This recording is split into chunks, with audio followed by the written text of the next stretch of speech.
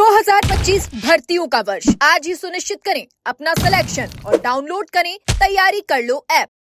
नमस्कार, एजुकेशन नगरी में आपका स्वागत है और मैं हूं आपके साथ विनीत। पशु परिचर भर्ती का रिजल्ट आने के बाद से ही लगातार नॉर्मलाइजेशन को लेकर सवाल उठने लगे हैं। अब चतुर्थ श्रेणी कर्मचारी भर्ती जो हो रही है उसमें 24.5 लाख से ज्यादा अभ्यर्थी परीक्षा में बैठने वाले हैं, लेकिन इन अभ्यर्थियों को भी नॉर्मलाइजेशन होने का खतरा लगातार जो है वो बना हुआ है और परेशानी लगातार है, असमंजस में है अभ्यर्थी की आखिर हमारे साथ नॉर्मलाइजेशन वाला धोखा ना हो जाए, क्योंकि इसमें बड़ी संख्या में अभ्यर्थी हैं, बड़ी भर्ती हैं और 24 से 25 लाख अभ्यर्थी हैं इसके बीच में। तो जायज बात है कि अभ्यर्थी असमंजस में होंगे, उनको परेशानी होनी है। लेकिन इसी को लेकर लगातार राजस्थान बेरोजगार यूनियन के अध्यक्ष हनुमान किसान है जो अब नॉर्मलाइजेशन को उसमें फॉर्मूले को चेंज करने की लगातार मांग कर रहे हैं। हालांकि बोर्ड का भी कहना है कि वो आगे जो भर्तियां आ रही है उसमें नॉर्मलाइजेशन में विचार कर रही है कि किस तरीके से इसमें अभ्यर्थियों को नुकसान ना हो, उस फॉर्मूले को लागू किया जाए। तो हनुमान जी, लगातार आप पहले भी बोर्ड पे जाकर के बोर्ड अध्यक्ष से मिले थे, बात भी हुई थी, अभ्यर्थी भी आपके साथ आए थे, तो अब वापस से आप आंदोलन कर रहे हैं पशु परिचर को लेकर। तो वहां पर आप आंदोलन कर रहे हैं, तो ये किस को लेकर हो रहा है? चतुर्थ श्रेणी कर्मचारी भर्ती और अभी पशु परिचर भर्ती चल रही है, उसमें भी अभी जो स्कोर कार्ड जारी किए थे उसके बाद से लगातार अभ्यर्थी परेशान थे कि हमारे साथ गलत हुआ है। देखिए विनीत जी, सबसे बड़ी बात यह है कि पिछले जितने भी एग्जाम हुए हैं उन एग्जामों में जो विसंगति सामने आई, हमने उस विसंगति को दूर करवाने का काम किया है। आपने देखा कि एलडीसी भर्ती में 41% आउट ऑफ सिलेबस थे। उसके बाद में उस मांग को जो है हमने सबक लेते हुए हमने पशु परिचर में पेपर फर्स्ट का विस्तृत सिलेबस जारी करवाया। उसका परिणाम ये रहा कि उस भर्ती में एक भी जो पर्सन है वो आउट ऑफ सिलेबस नहीं है। हमने देखा कि जूनियर अकाउंटेंट में 23% डिलीट थे। डिलीट होने के बाद में कि डिलीट पर्सन की जगह अंक बार की जगह बोनस बढ़ाया जाए, उसको लेकर हमने आरपीएससी तक इसको मांग को रखा है। मैं आरपीएससी में भी जाकर इसको लेकर मैंने मुलाकात की थी, बोर्ड ने भी लेटर लिखा था, यानी कि उस विसंगति पर भी काम किया। उसका परिणाम ये रहा कि अभी देख लीजिएगा कि गिनी चुनी एग्जाम है जिसमें मात्र 1-2% डिलीट हो रहे हैं। वो जो पीड़ा थी कि मैक्सिमम पर्सन डिलीट होने की, वो पीड़ा अब दूर हो गई। कहने का मतलब यह है कि जब कभी कोई नई विसंगति सामने आती है तो राजस्थान बेरोजगार यूनियन का एक प्रयास रहता है कि हम अपने स्तर पर वार्ता करके, मुलाकात करके, धरातल पर मेहनत करके हम बिना अभ्यर्थियों को परेशान किए उस विसंगति को दूर करवाएं, ताकि आगामी भर्ती के अभ्यर्थियों को जो है उसका लाभ मिल सके। अब आई बात साहब पशु परिचर की। पशु परिचर में पदों को बढ़ाने का काम किया, विस्तृत सिलेबस का काम किया। अब जैसे ही परिणाम आया, चूंकि अलग अलग पारी में एग्जाम था, बोर्ड ने पहले ही ये क्लियर कर दिया था कि एक नियम है कि अगर आप एक से ज्यादा पारी में एग्जाम लोगे तो आपको सामान्यकरण की प्रक्रिया से गुजरना पड़ेगा। अब सामान्यकरण की प्रक्रिया से गुजरोगे तो उसका फॉर्मूला भी फिक्स था, जेड फॉर्मूला। बोर्ड ने वही किया कि एग्जाम में जब परिणाम जारी हुआ तो जेड फॉर्मूला लेगा। अगर परिणाम जारी हुआ, अब उसमें कई अभ्यर्थियों के साथ गलत हुआ और कई के साथ सही हुआ। चूंकि ये हाई प्रोसेस ऐसी कि सामान्यकरण, जैसे सेंटर की बात करूं, विभिन्न एग्जाम जो है जिनसे इनसे परेशान है कि ये पीड़ा बहुत ही घातक है। लेकिन इसका समाधान क्या? तो इसके समाधान को लेकर जब रिजल्ट आया, जब अभ्यर्थी रो रहे थे, मैंने उस समय भी ये कहा था कि हमारे पास 2 ऑप्शन है कि या तो आपके आंसू के ऊपर हम रोटियां सेक लें, क्योंकि मुझे पता है कि जो पीड़ित होगा उसको बुलाएंगे, वो आएंगे, उनको कहेंगे कि यहाँ लेट के भजन करो या यहाँ लेट के आप जयकारे लगाओ, यहाँ लेट के आप नारेबाजी करो, करेंगे वो।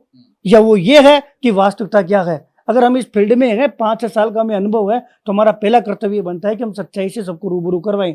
आज क्या रहा? क्या पशु परिचर में चेंज हो गया? क्या आगे हो जाएगा? नहीं होगा सर। यही तो सत्यता हमने शेयर की और उसके बाद में उसी दिन बोर्ड अध्यक्ष जी से बात की, उनसे निवेदन किया कि सर आप इस बात को एक्सेप्ट करते हो।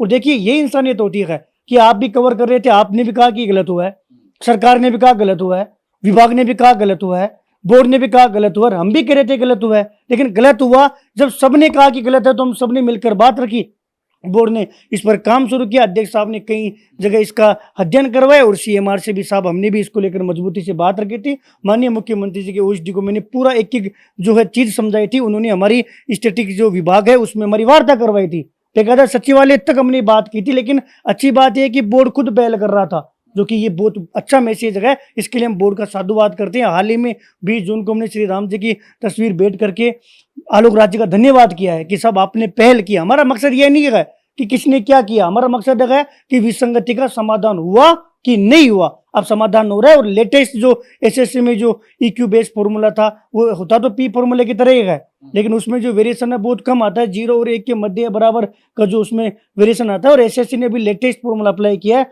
तो पूरी उम्मीद है 20 तारीख को भी आपके सामने अध्यक्ष साहब ने ये कहा था कि हम इस फॉर्मूले पे काम कर रहे हैं। और ये इससे ये होगा कि हाल ही में पटवारी भर्ती जो एक पारी में हो रही थी, बाई चांस मान लीजिए अलग अलग ज्यादा पारियों में करवाने का ये भी खतरा रहता है कि सेंटरों पे प्रॉब्लम आती है। अब 2 पारी में भी होगी तो भी कोई दिक्कत नहीं है। हमें हमेशा सिस्टम का साथ देना पड़ेगा कि सिस्टम अगर सही तरीके से काम कर रहा है आपको उसका सपोर्ट करो, गलत है आप उसमें विसंगति है उसका विरोध करो, उस विसंगति को दूर करो। अब जब अगर मान लीजिए आगे कल कोई नई विसंगति आती है तो क्या प्रयास रहेगा?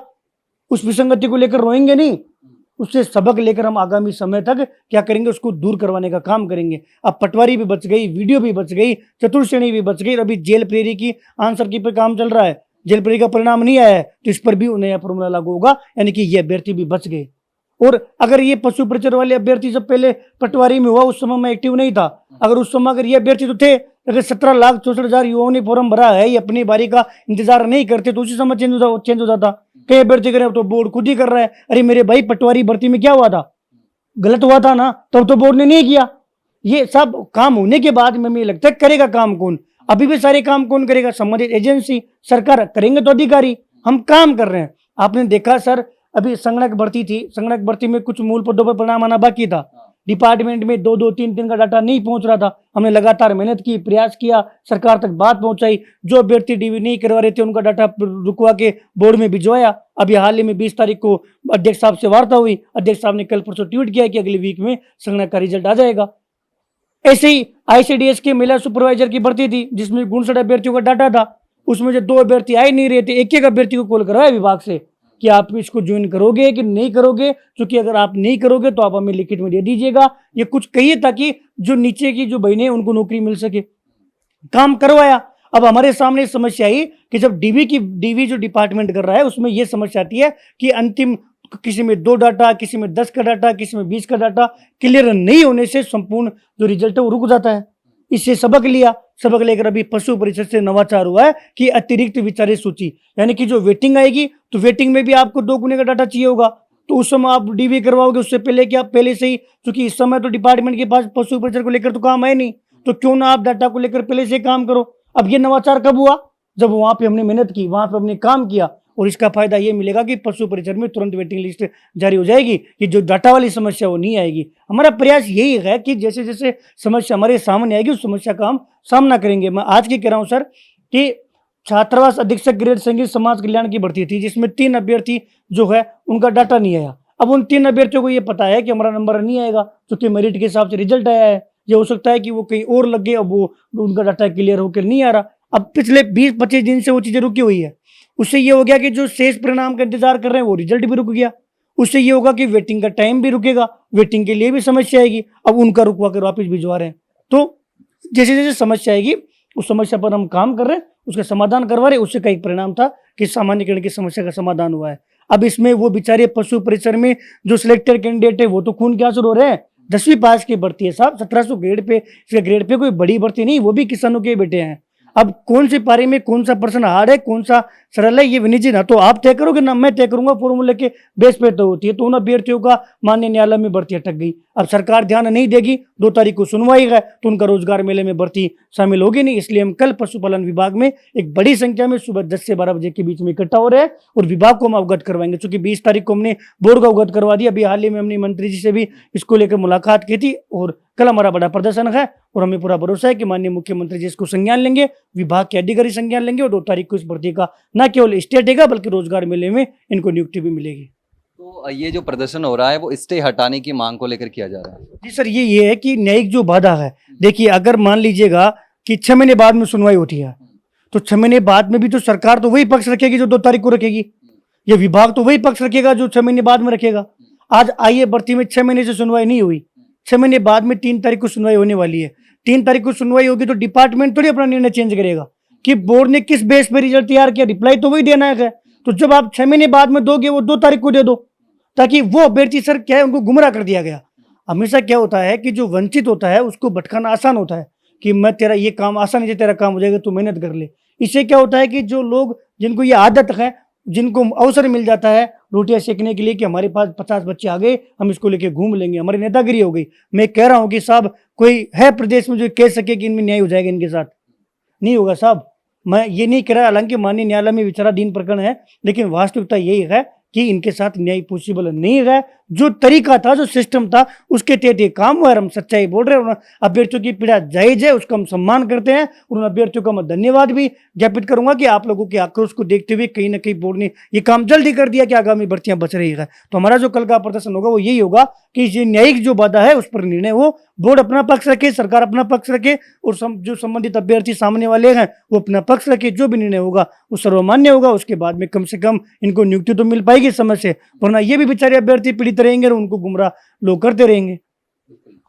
तो जो मामला है पशु परिचर भर्ती को लेकर वो कोर्ट में है, पेंडिंग है, स्टे लगा हुआ है। लेकिन अब जो प्रदर्शन हो रहा है, आंदोलन हो रहा है हनुमान किसान के नेतृत्व में, वो स्टे हटाने को लेकर किया जा रहा है। और उसके साथ ही नॉर्मलाइजेशन को लेकर के जो बच्चों में असमंजस की स्थिति जो बनी हुई है, परेशानी बनी हुई है चतुर्श्रेणी कर्मचारी भर्ती के, खास करके अभ्यर्थी, क्योंकि इसमें बड़ी संख्या में अभ्यर्थी हैं। इसके साथ ही और भी भर्तियां हैं, वीडियो की भर्ती हो गई, पटवारी की भर्ती हो गई, जेल प्रहरी का रिजल्ट आने वाला है, उसको लेकर ये तमाम भर्तियों में अब भी फॉर्मूला लागू करवाने की मांग की जा रही है। इसमें संभावना भी ज्यादा नजर आ रही है। फिलहाल के लिए इतना ही, जल्द मिलते हैं एक नई जानकारी के साथ। तब तक के लिए नमस्कार।